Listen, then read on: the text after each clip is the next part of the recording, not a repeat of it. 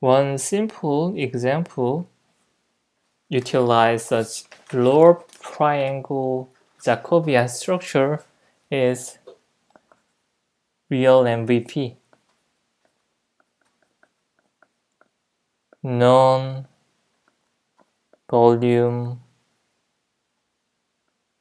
preserving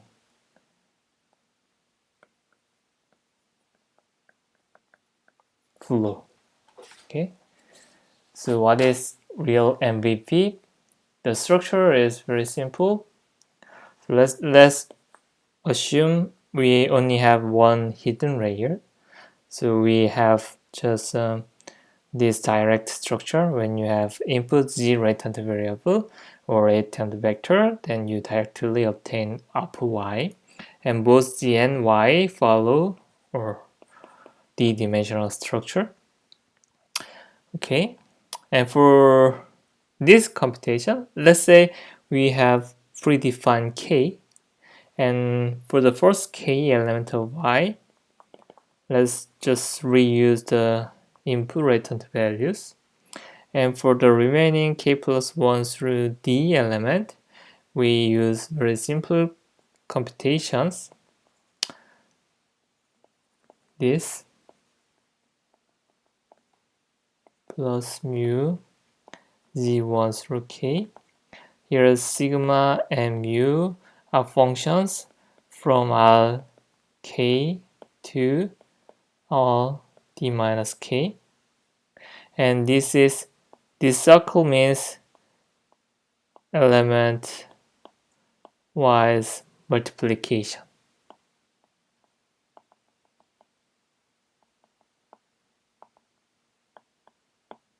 Okay, so when you look at this two equation, one interesting thing is g1 through k just copy to y1 through k, and so when you compute the y1 through k, all the part gk plus 1 through d are orthogonal. They do not affect to compute y1 through k.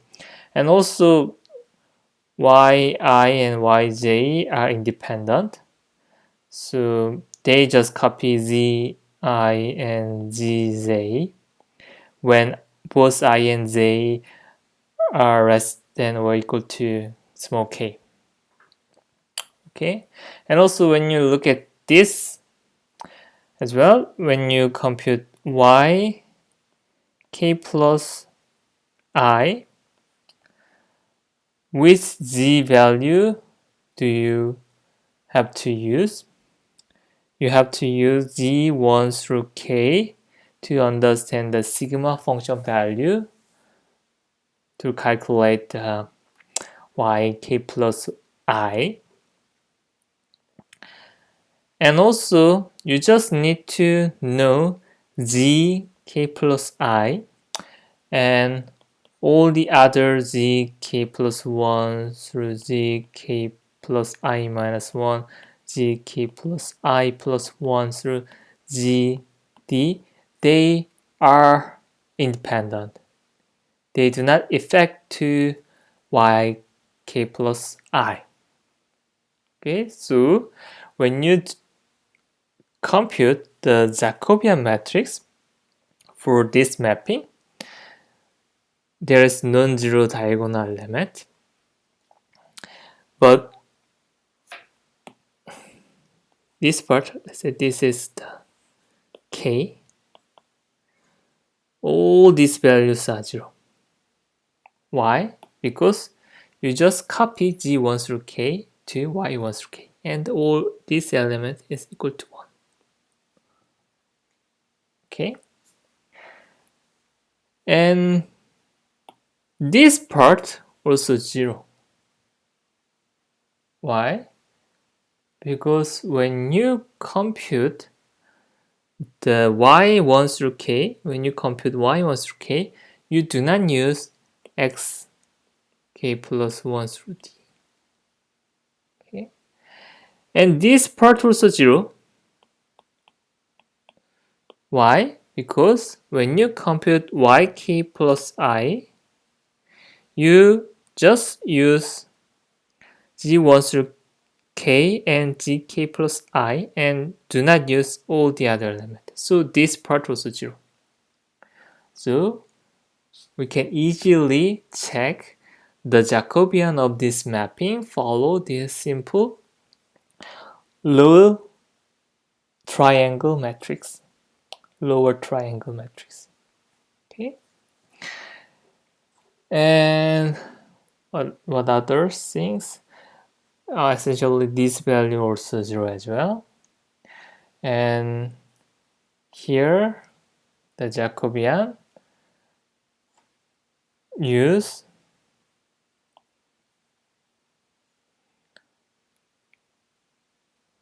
the this Jacobian, this part depend on the sigma and mu function, and this diagonal element filled with sigma g1 through k. So note that this sigma function, the output is r d minus k, so d minus k dimensional, and all the element of sigma 1 through k will fill the d minus k remaining diagonal element. Okay, alright. Then, since we know that the determinant of row triangle matrix is just multiplication of diagonal matrix, and we know this part all 1, and this part just element of sigma function value when the input is g1 through k. So the determinant of this mapping is the product of sigma I g1 through k I1 through d minus k. This is the determinant of the mapping function here. So when you use this updating rule, your Jacobian follow this shape, and from the lower triangle shape of your Jacobian function, we can easily calculate the determinant, which is just product of diagonal element, and which is this. Okay. And also this simple update rule will give you inverse function very simple way. You can very easily check what is the inverse of the mapping here. So you can very easily calculate what is the corresponding g for your given output y. Okay. Then from the previous the change of distribution strategy, we can understand what is the distribution of y from simple distribution of g. Okay, right. So real MVP is not the only way to find out the simple determinant. Essentially, there are many different ways to generate lower triangle or upper triangle. For instance, autoregressive function can make the row triangle Jacobian matrix with all 0 this part all 0, and non-zero this part. Okay, how can we define autoregression model? We can define like this. Y1 is equal to mu1 plus sigma 1 z1. Here mu1 and sigma 1 is just simple constant, and z1 is a first latent variable. Or mu1 and sigma 1 can be very simple function of z1. This is absolutely fine. And so when you compute y1, you don't use any other latent variable g2 through zd. So we can easily check that this first row will have 0 element except the first part. And then after y1, you calculate yi in, in an autoregressive way. So what is autoregressive? You compute yi from y1 through yi minus 1 using function mu plus sigma times zi. Okay, then for this computation, since y1 through yi minus 1 depend on z1 through zi minus 1, so yi also depend on z1 through zi minus 1, so the partial derivative with respect to z1, z2 up to zi minus 1 is non-zero, so which will have non-zero element here. And yi also depend on zi as well, so this part also non-zero, and this part is simply sigma y1 through y1 through I minus 1. Okay, and you can easily check that yi does not depend on the I plus 1 through zd, so you can easily check this part are zeros. So this autoregressive model essentially make lower triangle Jacobian matrix, and from the property of lower triangle matrix you can easily calculate the determinant. Okay, and also you can understand the zi from yi very easily. Zi just simply yi minus mu over sigma. So you can very easily compute the inverse function as well. So autoregressive is very perfect, another type of approach to make the normalizing flow. Okay, so from these autoregressive functions, multiple autoregressive functions, you can combine, you can build a very complicated function as well. And then from this, you can, from the very nice determinant and inverse function property, you can easily understand the output distribution as well.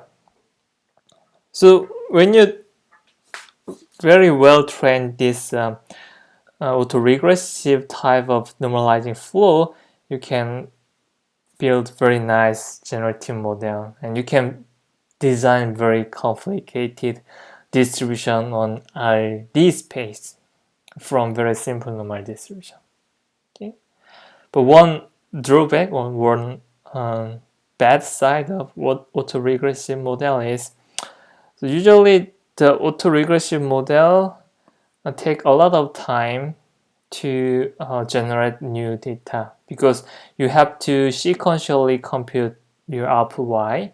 So essentially when you have very high dimensional output space, you have to compute a lot of computations sequentially. So you have to wait a lot of time.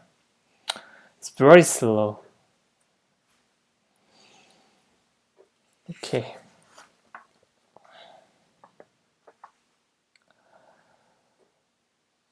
Alright, and you can design so inverse type of autoregressive model. So you can design yi as gi times sigma g1 through I minus 1 times mu g1 through I minus 1. So instead of y1 through instead of y1 through yi minus 1, y1 through yi minus 1 for here and here, we can use the input z. Then still the determinant Jacobian follow row triangle. You can very easily check, and you can very easily compute the determinant of the Jacobian from the row triangle properties. And here the output y do not need to follow the sequential rule. So if you have given input z, then all y1 through yd can compute in parallel way, because yi does not depend on other y values. So that can resolve the slow computation drawback in the previous autoregression model. But the problem is when you compute the inverse of zi, the inverse function. So if you understand gi from yi, in that case, the computation is a little bit more complicated. In this case, you have to follow some autoregressive way of computation. So we have to sequentially compute gi from this. So in this case, you have to wait a lot of time to train the parameter of the network architecture, because the forward is fine, but the backward, the understanding the return to value from the output y is slow. Okay. Anyway, so the normalizing flow use very special structural functions between two layers, so that you can easily define the determinant, easily compute the determinant of Jacobian, and you can easily understand the distribution of y from given input, very simple latent distribution.